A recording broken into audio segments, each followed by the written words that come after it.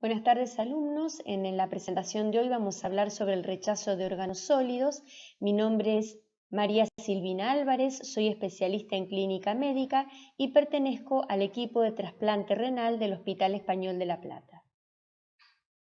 La presentación de hoy cuenta con 4 momentos. Vamos a tener una primera parte introductoria, luego vamos a hablar de aquellos factores que influyen en la supervivencia de los órganos trasplantados.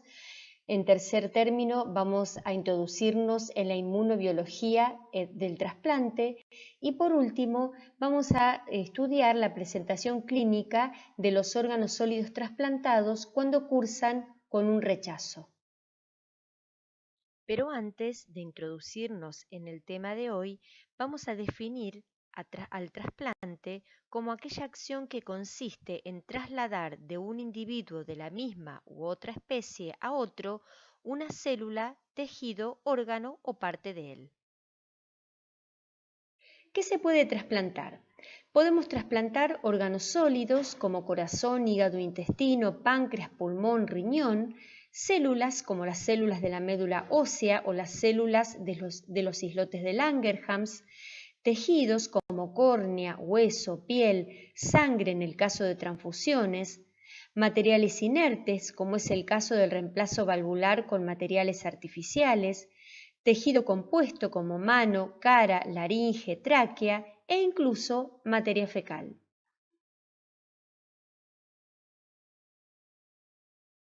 Cada vez que se produce un trasplante se genera un problema inmunológico que va a depender de lo que se trasplanta.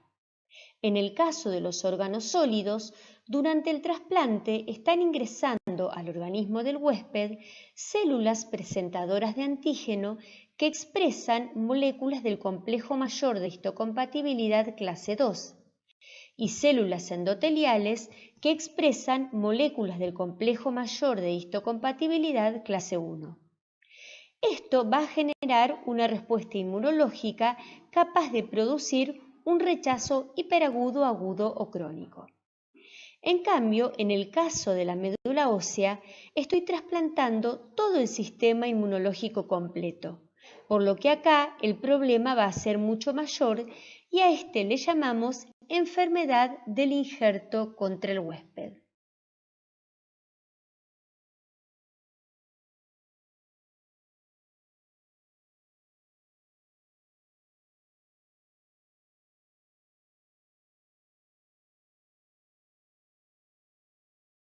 Entonces, siempre que se trasplante un órgano de un individuo a otro, se corre el riesgo de que se produzca un rechazo. Ahora bien, nos podríamos preguntar si esta situación se da siempre o existen circunstancias en las cuales el rechazo no ocurre.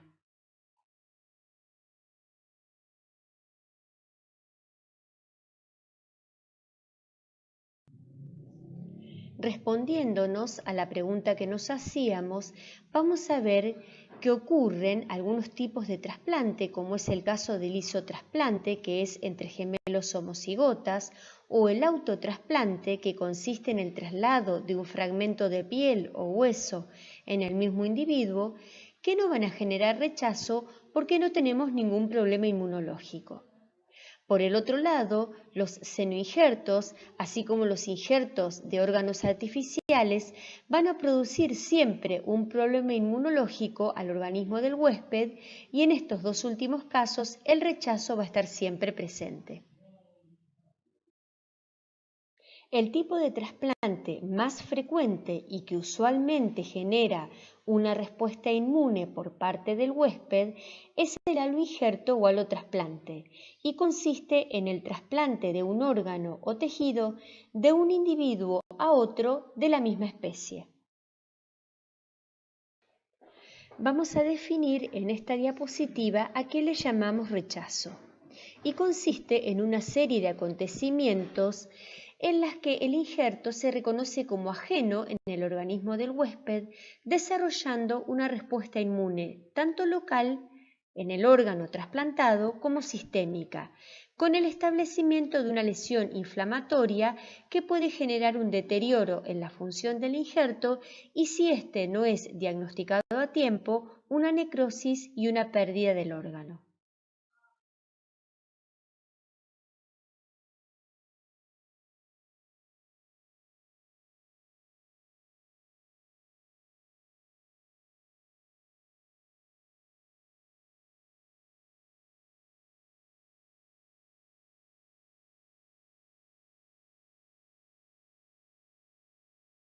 Por lo tanto, frente a un paciente que está trasplantado, yo tengo que tener siempre presente la posibilidad de que esté cursando un rechazo.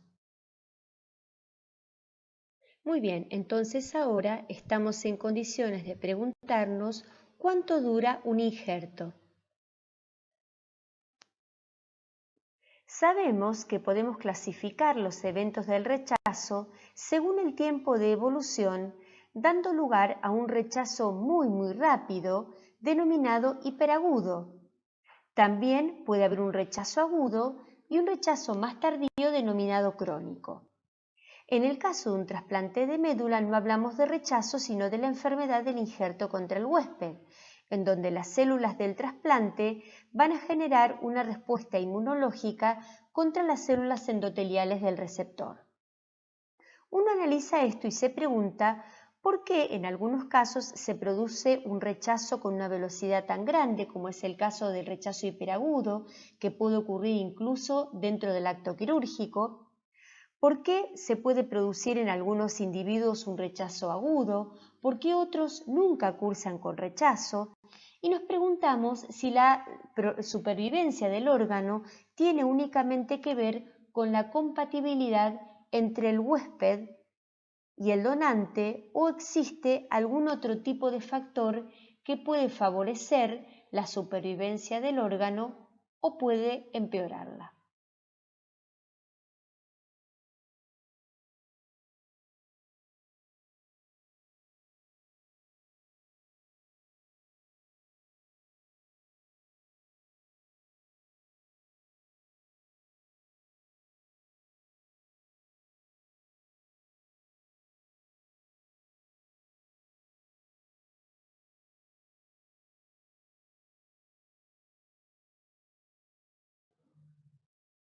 Antes entonces de respondernos si el problema inmunológico es el único que responde a la supervivencia de los órganos, vamos a analizar este cuadro y antes de analizarlos les quiero comentar que todos los pacientes receptores de un órgano son tratados con drogas inmunosupresoras de por vida, pese a lo cual nosotros vemos en este cuadro la supervivencia de los distintos órganos en los distintos años y vemos la gran variación que existe, por ejemplo, entre riñones que provengan de donantes cadavéricos respecto a riñones que provienen de donantes vivos relacionados. Si nosotros lo analizamos, a los 10 años, un riñón de un donante cadavérico tiene una supervivencia del 42% y un riñón de un donante vivo relacionado de un 54%. Por otra parte, si un mismo receptor recibe de un mismo donante corazón y pulmón, ambos deberían tener la misma supervivencia porque son iguales receptores e iguales donantes. Sin embargo, si ustedes miran el cuadro, al año el corazón tiene una supervivencia del 87% y el pulmón de un 84%.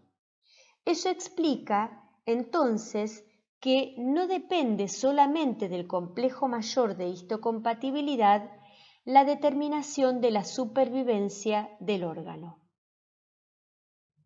Comenzando entonces a analizar estos factores, vamos a analizar el factor del donante, si es vivo o es fallecido. Si el donante es vivo, la durabilidad del órgano va a ser mayor, y más aún si es un donante vivo relacionado respecto de si es un donante vivo no relacionado. En relación al donante fallecido, tampoco es lo mismo que el donante haya presentado un paro cardíaco o sea un donante a corazón batiente.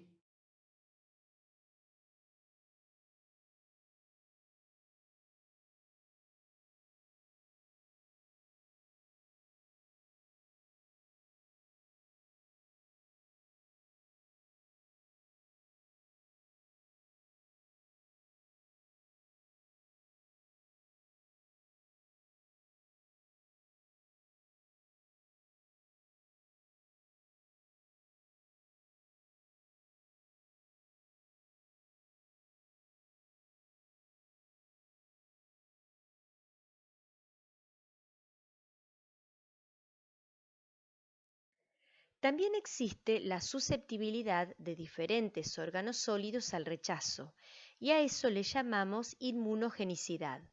Si ustedes observan en el gráfico, estos órganos están ordenados de menor a mayor inmunogenicidad, siendo la córnea un tejido avascular con muy baja tasa de rechazo, y la piel, como así también el intestino, órganos con mayor capacidad de rechazo, y probablemente esto se deba al número de células inmunológicas que presentan estos tejidos.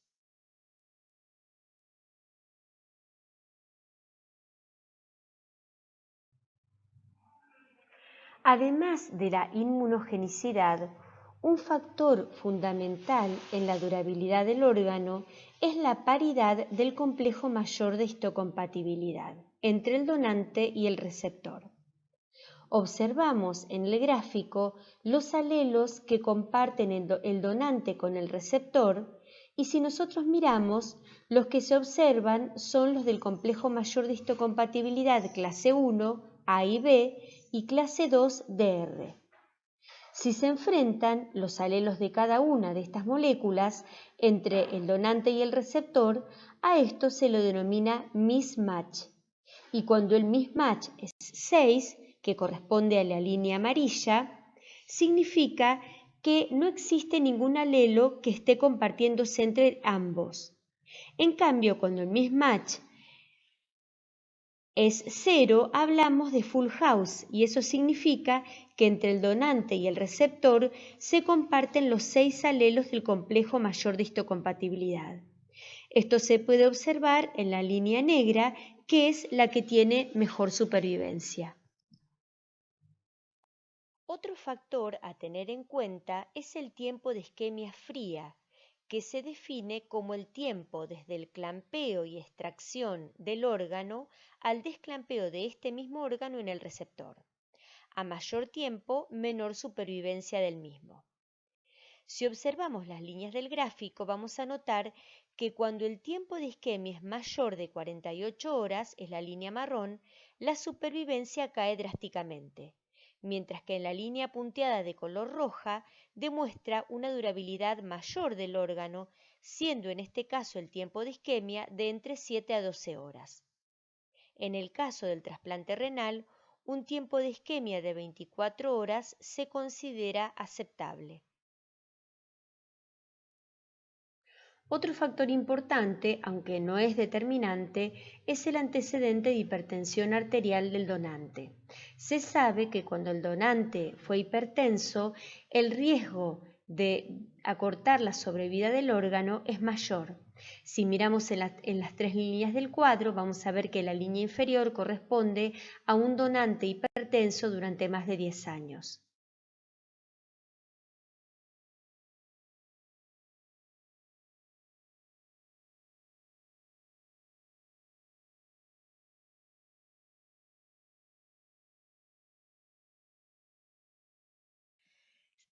Si comparamos la sobrevida del paciente y del injerto en relación al tipo de donante, es decir, un donante con criterios estándar versus un donante con criterios expandidos, como por ejemplo un donante mayor de 60 años, diabético o hipertenso, podemos observar que hay una diferencia significativa en la supervivencia. Por ejemplo, a los 5 años vemos que es de un 81% en receptores de donante con criterios estándar y de un 69,9% en receptores de donantes con criterios expandidos. También es importante la diferencia respecto de la supervivencia del injerto, siendo del 65% en el primer caso y del 48,6% en el segundo. Otro factor que va a acortar la vida del órgano es la presencia o la aparición de anticuerpos contra el donante. A estos anticuerpos se los denomina de novo, ya que se originan luego del trasplante y ocurren a partir del contacto entre el injerto y el huésped. Estos anticuerpos van a disminuir la sobrevida del órgano y representan un factor de riesgo para la aparición de un rechazo humoral.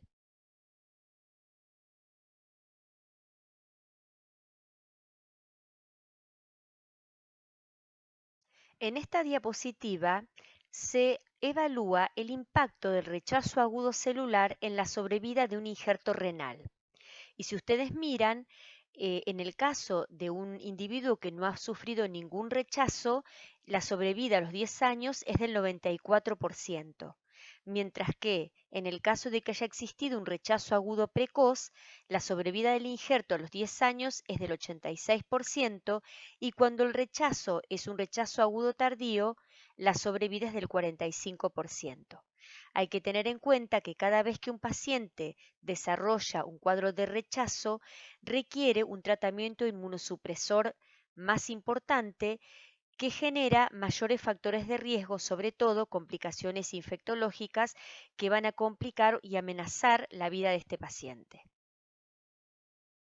A modo de resumen, entonces, analizamos los 5 factores que influyen en la supervivencia del injerto y del paciente, que son el primero, la incompatibilidad HLA-ABO. Dijimos que cuanto mejor sea la compatibilidad de los antígenos del complejo mayor de histocompatibilidad, a lo que le llamamos mismatch, mejor va a ser el resultado de nuestro trasplante. Por supuesto, tiene que haber también una compatibilidad sanguínea. El segundo factor son los factores intrínsecos del donante, que tienen que ver con la diferencia entre un donante con criterios estándar versus un donante con criterios expandidos. Los factores intrínsecos del receptor, que se relacionan con la condición o la situación clínica en la que se encuentra el paciente que va a recibir un órgano. No es lo mismo un paciente, por ejemplo, que va a recibir un trasplante renal y lleva un año en hemodiálisis, que un paciente que lleva muchos más años y que tiene enfermedades concomitantes. Los eventos perioperatorios tienen que ver con el tiempo de isquemia. Dijimos que el tiempo de isquemia fría determinaba también la supervivencia del órgano. Y por último, la inmunosupresión. Y aquí es importante que se evalúe cuáles van a ser las drogas que se van a elegir, cuál va a ser la inducción, qué dosis vamos a utilizar, la adherencia del paciente al tratamiento instaurado, es decir, todos estos elementos, la sumatoria de todos estos elementos van a afectar el funcionamiento del órgano a corto, mediano y largo plazo. Muy bien, ahora vamos a pasar a nuestro tercer momento del teórico, en el cual vamos a repasar cómo se produce un rechazo y cuáles son los eventos inmunológicos que lo originan.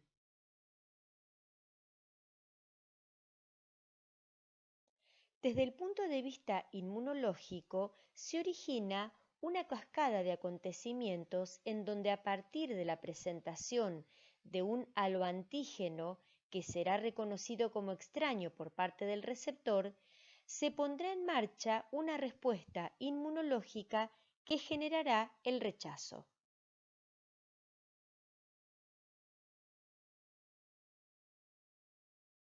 El rechazo se origina de una manera similar a la respuesta inmune adaptativa puesta en marcha contra un antígeno convencional como puede ser una bacteria o un virus. Las células T y B naive van a reconocer a estos haloantígenos en los órganos linfoides secundarios. Las células T se van a diferenciar en células T efectoras y las B en células B memoria y plasmocitos. Posteriormente se generarán las células T memoria y tanto las células T efectoras como las memoria van a infiltrar el parénquima del órgano trasplantado, lesionando su integridad. Por otra parte, los plasmocitos van a generar anticuerpos que también van a participar en este fenómeno, desencadenando un rechazo agudo, tanto celular como humoral. ¿Cómo se inicia entonces la respuesta contra el haloantígeno? Nosotros acá en esta diapositiva lo que tenemos graficado es un trasplante de piel, en donde ingresan las células presentadoras de antígeno que van a infiltrar el tejido y van a migrar hacia el ganglio linfático, presentando sus péptidos a los linfocitos T que se encuentran en la zona de linfocitos T del mismo. Estos linfocitos T activados van a abandonar el ganglio linfático por los vasos eferentes y se van a dirigir hacia el conducto torácico y desde allí, por los vasos linfáticos, van a infiltrar al órgano recientemente trasplantado, atacándolo y destruyéndolo. este sería el camino del rechazo en el caso de un aloantígeno.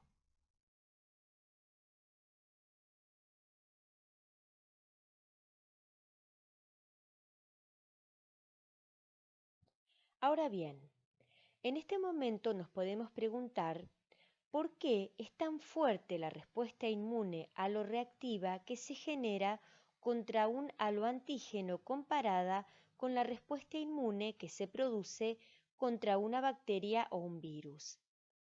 ¿Por qué si una infección bacteriana o viral no compromete la vida de un paciente salvo que estemos frente a una sepsis, el rechazo en cambio de un órgano o de un tejido puede generar la destrucción total del mismo e incluso comprometer la vida del paciente? Bueno, esto tiene una respuesta y es que la frecuencia de linfocitos T capaces de reconocer una molécula del complejo mayor de histocompatibilidad halogénica es de 100 a 1000 veces mayor que la frecuencia de linfocitos T específicos frente a un péptido microbiano. Es decir, la respuesta inmunológica aloreactiva es de 100 a 1000 veces mayor que la respuesta inmunológica contra un germen específico. La causa de que la frecuencia de linfocitos T específicos frente a moléculas aloreactivas es tanto mayor tiene que ver con la manera en que se activan los linfocitos T en un trasplante.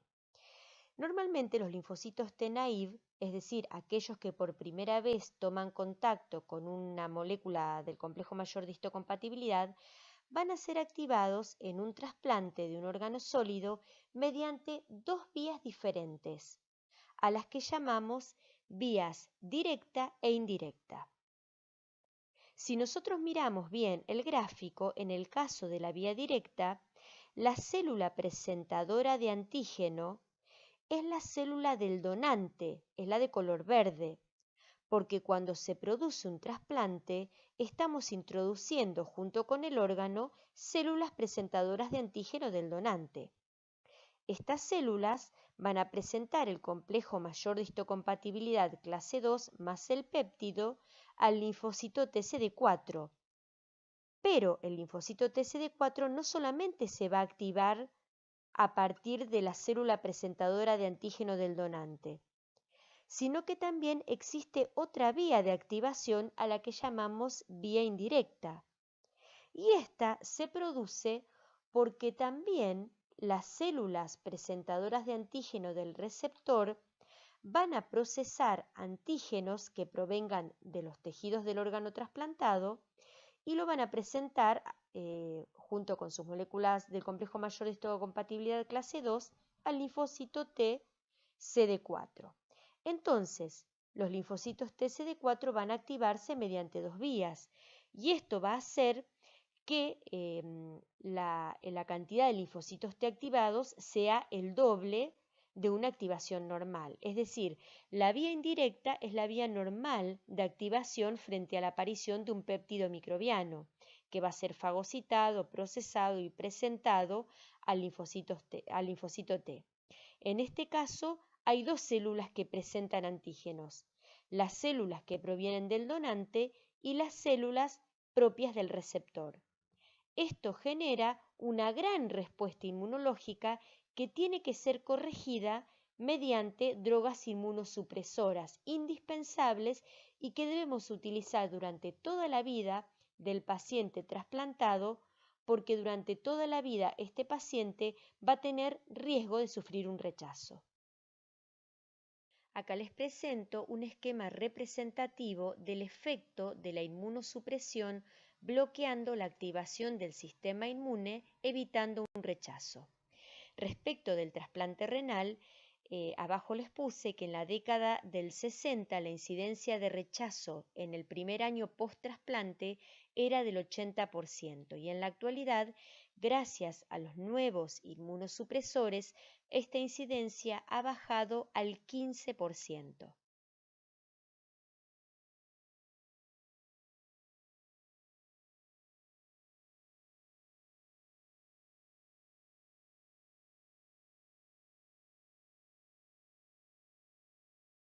Ahora bien, vamos a ver que existen varios tipos y grados de severidad de rechazo contra injertos que tienen que ver, en primer lugar, con el tiempo transcurrido desde la concreción del trasplante, pero también con los mecanismos inmunológicos que están involucrados en el mismo.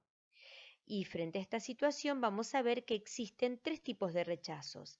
El rechazo hiperagudo, que ocurre rápidamente posterior al trasplante, el rechazo agudo y el rechazo crónico. En esta diapositiva vemos los mecanismos implicados en los tres tipos de rechazo. En el caso del rechazo hiperagudo, el mecanismo fisiopatológico se produce a partir de la presencia de anticuerpos preformados que tiene el huésped y que van a reaccionar contra el injerto. Esos anticuerpos preformados, como lo dice la palabra, son anticuerpos que ya posee el paciente antes de ser trasplantado. ¿Y de dónde los tiene? Bueno, hay tres mecanismos por los cuales un paciente puede tenerlos y son trasplantes de órganos previos, transfusiones sanguíneas o embarazos. Por eso es muy importante hacer un estudio previo antes del trasplante para determinar el porcentaje de anticuerpos que tiene el paciente y si este paciente tiene un porcentaje muy alto, hablamos de hipersensibilizado y entonces no está apto para recibir un injerto. Hay que tener en cuenta que cuando se produce un rechazo hiperagudo, hay una activación del complemento con lesión endotelial, inflamación y trombosis de los capilares que genera un rechazo hiperagudo con el único tratamiento que es la extracción del órgano. En el caso de un rechazo agudo, los mecanismos implicados son los que expliqué anteriormente, es decir, la presentación del haloantígeno a los linfocitos T mediados por células presentadoras de antígenos, tanto del receptor como del huésped. Se va a producir una lesión de las células parenquimatosas con inflamación intersticial y los mediadores son el linfocito T, los macrófagos, las células natural killer, las citoquinas y por supuesto los haloanticuerpos. En el caso de un rechazo crónico, el mecanismo implicado es un mecanismo inmunológico mediado también por linfocitos T, macrófagos, citoquinas y haloanticuerpos, pero también existen mecanismos no inmunológicos que más adelante voy a explicar, y se genera un daño crónico del órgano. Hay una reacción de hipersensibilidad crónica con engrosamiento de la pared del vaso, producida por proliferación de las células musculares lisas de la íntima, con oclusión vascular y degeneración progresiva del órgano.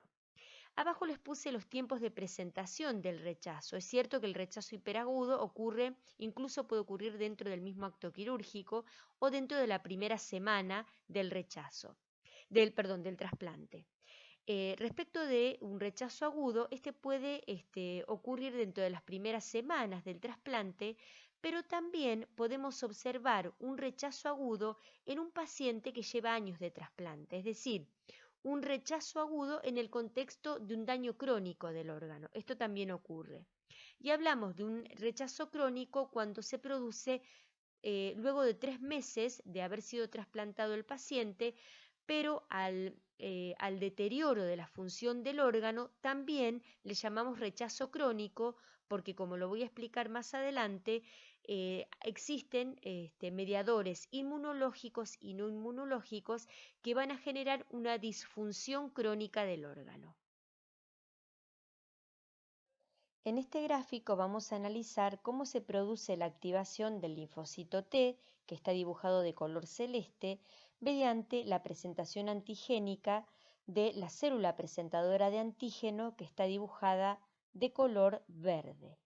Vamos a ver que este mecanismo comienza a partir de una serie de eventos en los cuales la célula dendrítica presenta al linfocito TCD4 el complejo HLA péptido. Recuerden que la célula dendrítica contiene como molécula del complejo mayor de histocompatibilidad clase 2, por eso es que el linfocito T es CD4. A esta interacción se la denomina primera señal. Luego ocurre la segunda señal que es indispensable para la activación completa del linfocito T, Este dato es importante porque si no se ocurre la segunda señal, el linfocito T no va a terminar de activarse y no se va a producir la expansión clonal del mismo. Entonces, esta segunda señal, como les decía, está dada por la interacción de moléculas coestimulatorias que están expresadas por las células dendríticas. Recuerden que las células dendríticas poseen altos niveles de estas moléculas y es por eso que ellas son las únicas capaces de iniciar la respuesta inmune adaptativa. Estas moléculas coestimulatorias se denominan CD80 y CD86 o también de la familia B7. Estas moléculas van a interactuar con CD28, que es una molécula ubicada en la membrana celular del linfocito T. Esto estimula la producción de CD40 ligando que interacciona con CD40 y aumenta los niveles de moléculas coestimulatorias. Estas reacciones van a desencadenar la síntesis de interleuquina 2 y la expresión de la cadena alfa del receptor de interleuquina 2 de alta afinidad, que conducirá a la expansión clonal del linfocito T. La unión de la interleuquina 2 con su receptor se denomina tercera señal. Una de las primeras alteraciones observadas luego de la primera señal ocurre en segundos, es decir, inmediatamente después que se activa o que se produce la primera señal y que incluye la entrada de calcio al interior de la célula que, junto con la calmodulina, activan una fosfatasa denominada calcineurin, siendo traslocada, es decir, ingresando al núcleo, donde interactúa con secuencias reguladoras de varios genes, promoviendo así la transcripción del gen de interleuquina 2 y de su receptor. Las moléculas coestimulatorias actúan de forma sinérgica con las generadas por la primera señal, aumentando así la producción de interleuquina 2 y de otras citoquinas. Por último, como ya lo dijimos antes, la interleuquina 2 con su receptor van a activar una molécula intracitoplasmática que se denomina mTOR. Esta molécula va a generar la activación del ciclo celular y por consiguiente su proliferación. De esta manera se genera la expansión clonal de las células T y si no existen inmunosupresores que actúen en estos diferentes sitios o señales, la expansión clonal va a infiltrar al órgano recientemente trasplantado y va a llevar a una destrucción del mismo.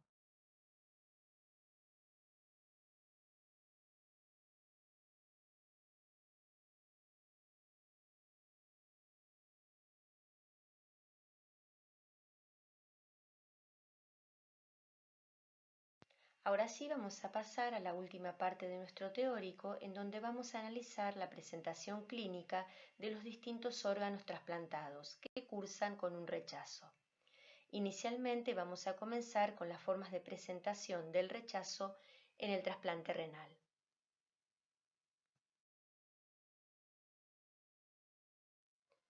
En esta diapositiva lo que quise mostrarles es que para nosotros es muy importante tener en cuenta que un paciente trasplantado, al iniciar un tratamiento inmunosupresor de por vida, se va a transformar en un paciente inmunosuprimido. Por lo tanto, tiene una alta probabilidad de sufrir infecciones, ya sea por activación de virus propios, como por ejemplo el CMV o el virus BK, o también por microorganismos del medio ambiente. Por eso los médicos que hacemos el seguimiento de estos pacientes, que son altamente complejos, nos encontramos siempre con la disyuntiva entre la dosis necesaria para el tratamiento inmunosupresor con el fin de evitar el rechazo y los procesos infecciosos que pueden afectar tanto al órgano como a la vida del paciente. Entonces, por ejemplo, un paciente séptico va a requerir una dosis mínima de inmunosupresor e incluso la suspensión de los mismos, corriendo el riesgo de sufrir un rechazo. Por el contrario, un paciente que tiene una alta dosis de inmunosupresor porque está cursando con un rechazo, probablemente luego que salga del mismo va a tener una complicación infectológica, por lo que es muy importante este equilibrio entre el tratamiento inmunosupresor para evitar el rechazo y las infecciones que son altamente frecuentes en estos pacientes. Muy bien, en la parte introductoria, cuando hablamos de generalidad del rechazo, dijimos que existe un rechazo hiperagudo, un rechazo agudo celular y humoral y un rechazo crónico también celular y humoral. En este caso vamos a hablar del rechazo hiperagudo que ocurre en un trasplante renal.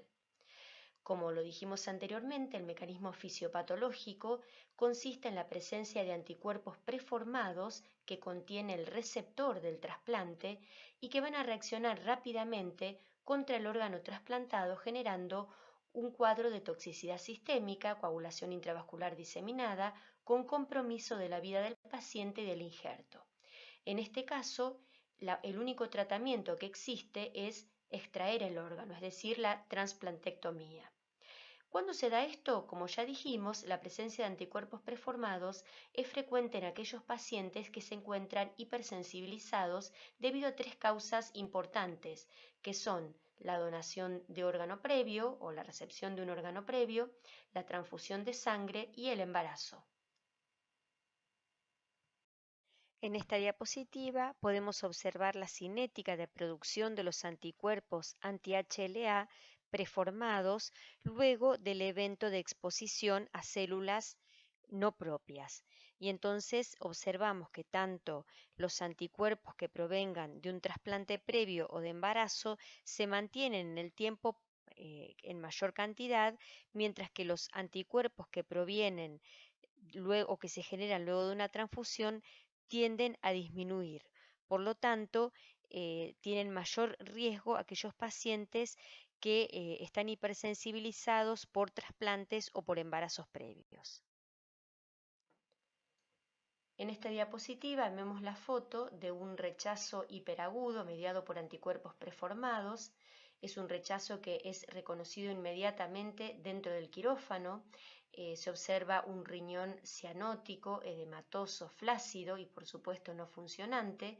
Y el único tratamiento es la extirpación del órgano porque no tiene utilidad del mismo. Ha perdido su función. Muy bien, entonces, ¿cómo podemos evitar un rechazo hiperagudo? Bueno, acá tenemos tres pasos. El primero es trasplantar a pacientes avocompatibles, es decir, que existe una compatibilidad sanguínea. El segundo paso es la realización del cross-match, que es un estudio que se realiza durante el operativo del trasplante, en el cual se enfrenta el suero del donante con el del receptor para determinar si existen anticuerpos del receptor preformados que puedan afectar al donante. En el caso de que el cross-match sea positivo, el proceso se interrumpe porque si este proceso continúa, el camino es el rechazo hiperagudo. Y por último, es importante tener en cuenta evitar al máximo las transfusiones de sangre en pacientes que se encuentran en lista de espera para un trasplante renal. Y esto es por lo anterior. Evitamos el contacto de la sangre del probable receptor con otro individuo y evitamos la formación de anticuerpos preformados que son aquellos generadores del rechazo hiperagudo.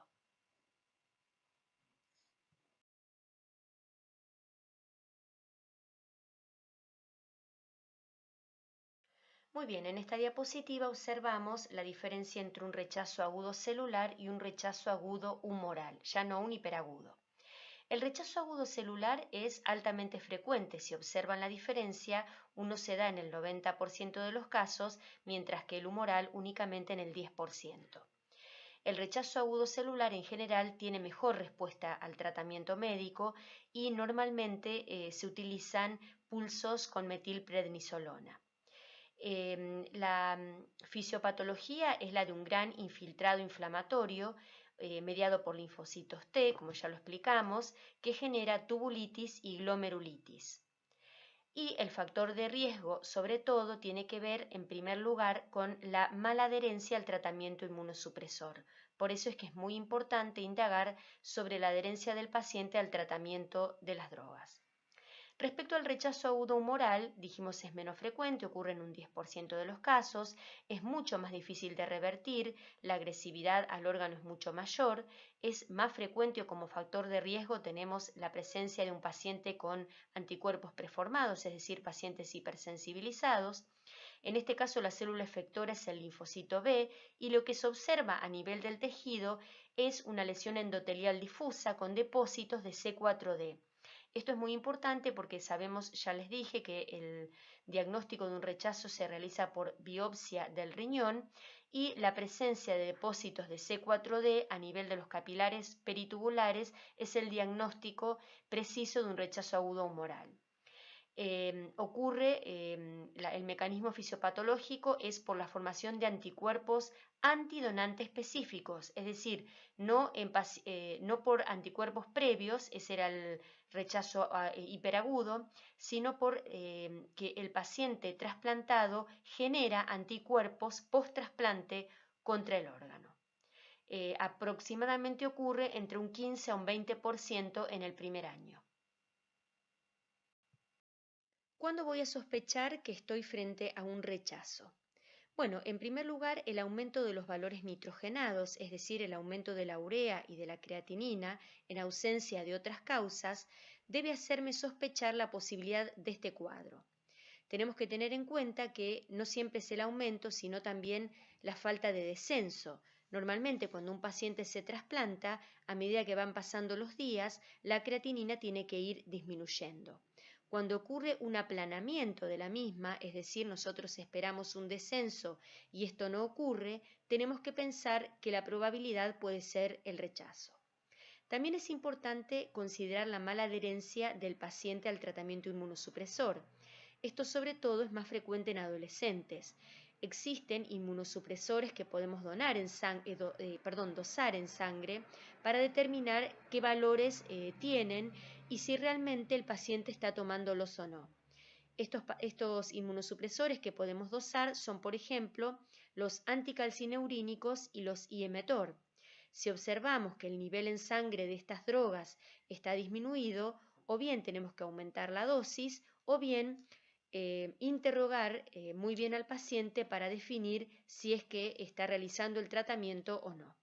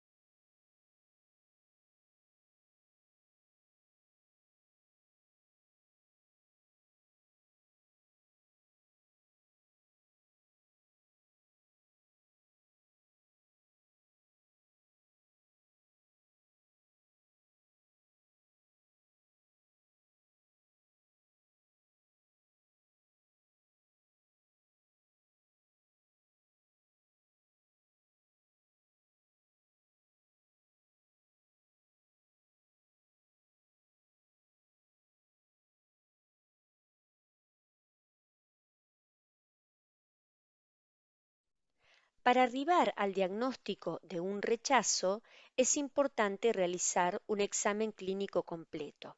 Lo primero, que ya lo dijimos, es repetir la determinación de creatinina y urea y buscar otras anormalidades en el laboratorio. Entonces, por ejemplo, puedo encontrar aumento de los glóbulos blancos o un sedimento urinario patológico y pensar que la causa que está produciendo mi alteración de los valores nitrogenados es una infección urinaria. También determinar si existen signos sintomatologías de hipovolemia, si el paciente está deshidratado o subhidratado, y entonces esta también puede ser la causa, como decíamos anteriormente.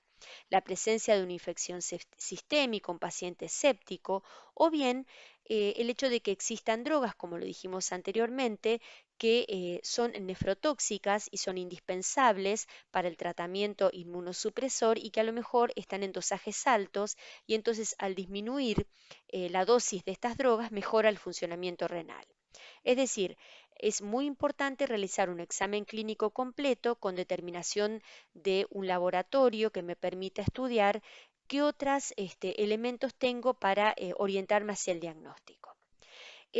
Por supuesto es importante los estudios por imágenes y dentro de los estudios por imágenes la ecografía Doppler del injerto es fundamental porque me permite hacer diagnóstico del flujo renal, es decir, si existe alguna obstrucción de la arteria renal, una trombosis o un hipoflujo, que lo voy a observar como un aumento en el índice de resistencia de la arteria renal o de las arterias periféricas. Si luego de haber hecho un estudio completo del paciente he descartado otras causas de insuficiencia renal y sospecho que el paciente está cursando con un rechazo, debo realizar una biopsia renal. La punción biopsia renal me permite realizar un diagnóstico definitivo de esta patología. Y los estudios que se realizan en un tejido biopsiado son la microscopía óptica y la inmunohistoquímica con inmunomarcación para determinar si existe la presencia de C4D que me permite hacer el diagnóstico definitivo de un rechazo humoral. También puedo determinar o estudiar la presencia de anticuerpos antidonantes específicos que, como dije anteriormente, son la causa de un rechazo agudo humoral. En esta diapositiva podemos observar cómo se ve un infiltrado intersticial en una biopsia en donde hay edema y tubulitis y endotelitis. Observamos que en la tubulitis existen células mononucleares que invaden túbulos y también se insinúan entre las células epiteliales tubulares. La endotelitis es una infiltración de células mononucleares bajo el endotelio arteriolar. Aquí podemos observar la patología del rechazo agudo humoral, en donde se ve el depósito de C4D en capilares peritubulares. Recuerden siempre que el rechazo agudo humoral es más frecuente en pacientes hipersensibilizados y la causa es la aparición de anticuerpos de novo contra los donantes o contra el órgano donado.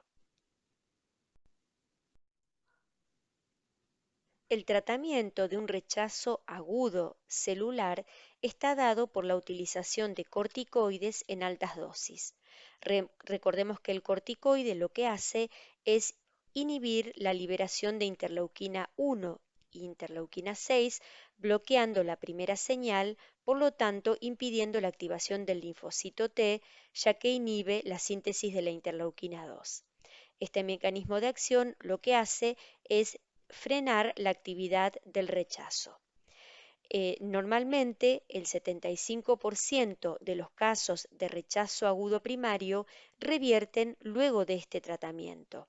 Sin embargo, hay un grupo de pacientes que se definen como pacientes corticoresistentes, es decir, que están cursando un rechazo agudo celular, pero que no responden al tratamiento con corticoides. En estos pacientes se utilizan anticuerpos policlonales como la timoglobulina. Recordemos siempre que la utilización de corticoides en altas dosis por medio de pulsos de corticoides tiene una alta cantidad de efectos adversos como la hipertensión arterial, las arritmias, los trastornos en el metabolismo de la glucemia, etc. En el rechazo agudo humoral se utiliza la plasmaféresis con la finalidad de remover los anticuerpos circundantes y siempre con reposición de albúmina. Se puede utilizar también inmunoglobulina endovenosa y rituximab. El rechazo crónico, también denominado nefropatía crónica del trasplante, se caracteriza porque hay un deterioro lento y progresivo de la función renal que se asocia a proteinuria e hipertensión arterial.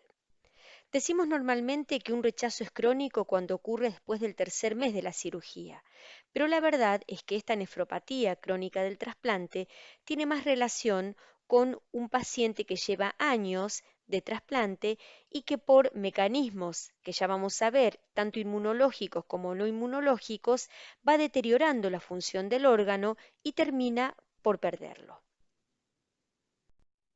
En este cuadro podemos ver resumidos estos factores de riesgo no inmunológicos e inmunológicos que van a determinar la supervivencia del órgano a largo plazo. Dentro de los factores no inmunológicos es muy importante las características del donante. Al principio del teórico yo les hablaba de aquellos donantes con criterios expandidos. Nosotros sabemos que los receptores que recibieron órganos con donantes con criterios expandidos van a tener más riesgo de sufrir un deterioro del órgano. También existen otras alteraciones, por ejemplo, las lesiones asociadas a isquemia y a reperfusión, que tienen que ver con el tiempo de isquemia. Las características del donante, por ejemplo, habíamos dicho un donante con hipertensión arterial, o las características del receptor, también un receptor hipertenso o con dislipemias tiene un riesgo aumentado a una enfermedad crónica del órgano. Hay que sumar a esto la toxicidad por drogas inmunosupresoras. Esto lo hablamos antes, dijimos que hay medicamentos inmunosupresores que producen toxicidad del órgano, como los anticalcineurínicos. También existen razas, como la raza negra, que tiene más riesgo de sufrir daño crónico. Y todas aquellas infecciones que tenga el paciente durante todo el tiempo en que esté trasplantado van a ser mecanismos no inmunológicos que van a ir deteriorando la función del órgano. Respecto de los factores de riesgo inmunológicos, podemos nombrar algunos, como la baja compatibilidad HLA. No es lo mismo trasplantar a un paciente cuyo mismatch es 000, es decir, un full house que comparte todos los alelos desde el complejo mayor de histocompatibilidad, a un individuo con muy baja compatibilidad. Este es un factor muy importante. La sensibilización previa, es decir, la presencia de anticuerpos preformados, como lo hablamos anteriormente, la disfunción inicial del injerto, aquellos pacientes que tienen un retraso en la función del injerto y que requieren la realización de hemodiálisis, se sabe que aquellos pacientes que necesitan hemodiálisis los primeros días del trasplante van a tener una función del órgano disminuida. Los sucesivos rechazos agudos que pueda tener un paciente durante su vida van a ir sumando daño renal, la no adherencia al tratamiento, por supuesto, la falta de adherencia a las drogas inmunosupresoras va a predisponer la aparición de rechazo agudo y esto va a cortar la vida del órgano.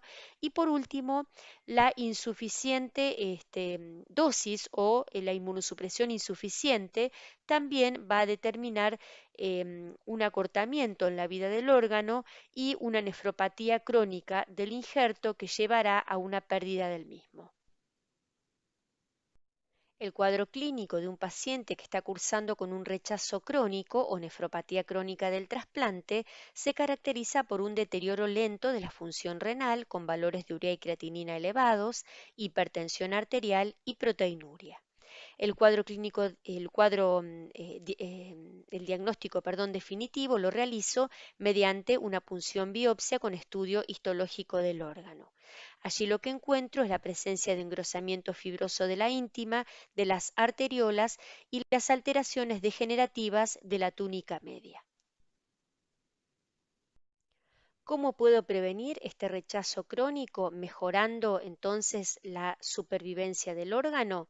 Bueno, disminuyendo los factores de riesgo de los que hablábamos. Entonces, trasplantar con buena compatibilidad es un elemento esencial, como así también la correcta elección del inmunosupresor que requiera mi paciente. Recordemos que tenemos una gran variación de inmunosupresores y que normalmente la elección del mismo tiene que ser de acuerdo a las características clínicas de mi paciente.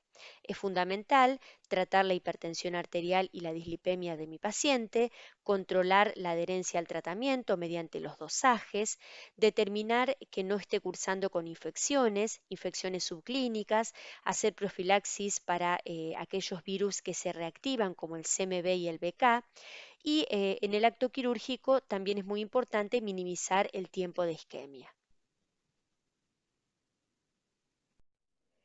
En el trasplante renopáncreas también puedo tener un cuadro de rechazo agudo y se pone de manifiesto en primer lugar por una disfunción renal que se caracteriza por el aumento de los valores nitrogenados. Pero acá también voy a tener ascensos de glucemia, de amilasa y de lipasa que me permiten hacer un diagnóstico precoz. En este cuadro clínico, la biopsia se realiza en el riñón, es decir, se hace una punción biopsia renal y si tenemos características de rechazo, entonces entendemos que el rechazo es de ambos órganos. Ahora vamos a analizar cuáles son los mecanismos inmunológicos que ocurren en un rechazo de un trasplante hepático. En este trasplante existe una gran ventaja inmunológica si lo comparamos con el trasplante renal. Y esto se debe a que el índice de rechazo en el hígado es muy bajo.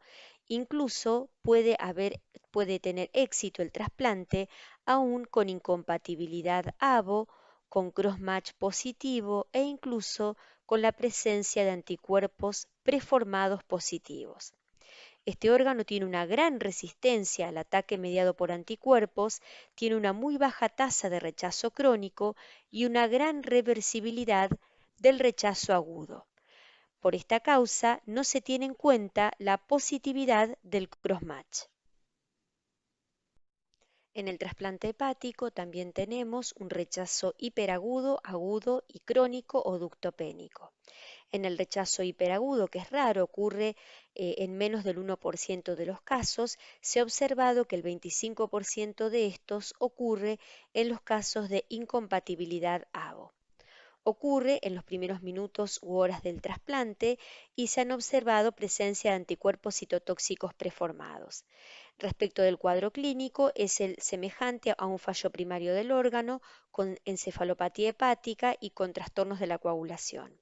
El cuadro clínico es irreversible, no responde a ningún tipo de tratamiento y se requiere la extirpación del órgano y el retrasplante.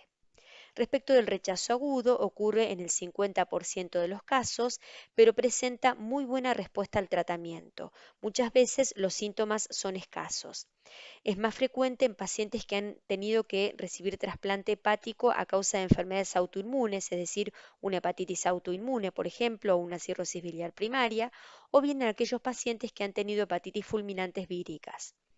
El cuadro clínico es inespecífico, como les decía, con una hiperbilirrubinemia, puede haber fiebre, algún síndrome colestásico con aumento de FAL y gamma GT, y siempre hay que hacer diagnóstico diferencial con problemas isquémicos, patologías biliares o toxicidad por fármacos. El diagnóstico de certeza, al igual que en el caso del rechazo renal, es la biopsia hepática y el tratamiento en los casos leves es únicamente aumentando la dosis del inmunosupresor que toma el paciente. Cuando el rechazo agudo es más importante, se requieren bolos de corticoides. Respecto del rechazo crónico o ductopénico, este ocurre a partir del tercer mes del posttrasplante, pero al igual que el rechazo crónico del riñón, puede ocurrir durante toda la vida del órgano. Se desconocen los mecanismos inmunes implicados, pero podrían haber mecanismos tanto citotóxicos como humorales. El paciente tiene una severa colestasis crónica con hiperbilirrubinemia, gamma GT y FAL elevadas, la ictericia es progresiva y se observan escoriaciones por el gran prurito que ocasiona la hiperbilirrubinemia. Este cuadro es irreversible, aunque se intentan tratamientos con corticoides y emetor, por lo general el tratamiento definitivo es el retrasplante. Ahora vamos a analizar lo que ocurre en el trasplante cardíaco. Aquí también tenemos un rechazo agudo celular y un rechazo agudo humoral. El rechazo celular es mucho más frecuente, el 85% de los casos ocurre de manera asintomática, es decir, no hay disfunción del ventrículo izquierdo, y esta es la causa por la cual se realizan en todos los pacientes trasplantados biopsias endomiocárdicas durante todo el primer año del trasplante. Ahí les escribí cómo es el protocolo para la realización de las biopsias endomiocárdicas. Fíjense que en el primer mes se realizan biopsias semanales, en el segundo mes se realizan biopsias cada 15 días, entre el cuarto y quinto mes las biopsias son mensuales y luego cada 3 meses. ¿Qué es lo que se busca en estas biopsias? Justamente la aparición de un rechazo agudo asintomático para poder tratarlo. Sin embargo, existe un porcentaje de pacientes, aproximadamente un 15%, en donde el rechazo es sintomático. ¿Y cuáles son los síntomas? Una insuficiencia cardíaca con síndrome febril, caída de la fracción de eyección con compromiso del estado general y aparición de arritmias como pueden ser una fibrilación auricular o un flúter. El tratamiento del rechazo agudo celular va a depender de la gravedad, es decir, si fue un rechazo sintomático o un hallazgo de la biopsia. Pero por lo general, lo primero que hay que hacer es determinar la adherencia del tratamiento al inmunosupresor y los tratamientos son, así como en los casos anteriores, con corticoides y timoglobulina. Respecto del rechazo agudo humoral, el diagnóstico se hace mediante las biopsias endomiocárdicas en donde se observa depósito de C4D y el tratamiento es también con plasmaféresis, corticoides, cambios de inmunosupresor y anticuerpo anti-CD20 que es el rituximab. El rechazo crónico, también denominado enfermedad vascular del injerto, se denomina así porque la causa principal es una forma de aterosclerosis acelerada de las arterias epicárdicas y transmurales del órgano que llevan directamente a una falla del mismo. Es la principal causa de falla del injerto y muerte luego del primer año del trasplante y se caracteriza porque existe una proliferación intimal con estenosis luminal y oclusión de las arterias más pequeñas. Es importante determinar que el paciente no tiene dolor y se presenta como un infarto agudo de miocardio, una insuficiencia cardíaca o muerte súbita. El tratamiento preventivo para esta patología es el uso de estatinas, ya que tiene propiedades inmunomoduladoras y antiinflamatorias del endotelio, utilizar antiagregantes plaquetarios, tratar siempre la hipertensión arterial, modificar los inmunosupresores y en el caso de que esto no tenga respuesta, el retrasplante. Bueno, respecto de los síntomas que ocurren en el rechazo de un trasplante de pulmón, el rechazo agudo se pone de manifiesto por una disminución de al menos el 10% de la velocidad expiratoria forzada en un segundo. Y tiene que haber ausencia de otra circunstancia que explique la aparición de estos síntomas. Por supuesto, como en todos los órganos anteriores, la confirmación de un rechazo agudo de un trasplante pulmonar siempre es la confirmación histológica. Ya llegando al final de nuestro teórico, nos vamos a detener un segundo en el trasplante de intestino. Este órgano tiene una alta tasa de rechazo debido a que, como lo habíamos visto anteriormente, es un órgano altamente inmunogénico, probablemente porque tiene alta concentración de células inmunológicas. Entonces, como les decía, la incidencia de rechazo en el intestino es del 70 al 80%. Es mucho más común dentro de los primeros 6 meses del trasplante y no existen marcadores bioquímicos que nos permitan predecir el rechazo. En realidad hay que basarse en la sintomatología clínica del paciente, que es fiebre, un aumento de pérdidas por la ostomía, estos pacientes quedan con ostomía durante un tiempo, dolor abdominal, náuseas, vómitos y sangrados gastrointestinales. Si se sospecha el rechazo, es muy importante realizar biopsias y estas biopsias por lo general se realizan a través de la ostomía. El tratamiento del rechazo agudo en el caso del intestino debe ser muy agresivo, se utilizan corticoides en altas dosis y anticuerpos monoclonales o policlonales como la timoglobulina. En el final de esta presentación les dejo algunas fotos de rostros de pacientes de nuestro servicio que se han trasplantado, para que recordemos siempre que todos nuestros esfuerzos, horas de estudio y aprendizaje tienen que tener como finalidad al paciente y su bienestar, buscando siempre lo mejor para él. Recordemos esta frase de Maimónides que dice, el médico no debe tratar a la enfermedad, sino al paciente que sufre. Les agradezco mucho por acompañarme y les deseo lo mejor.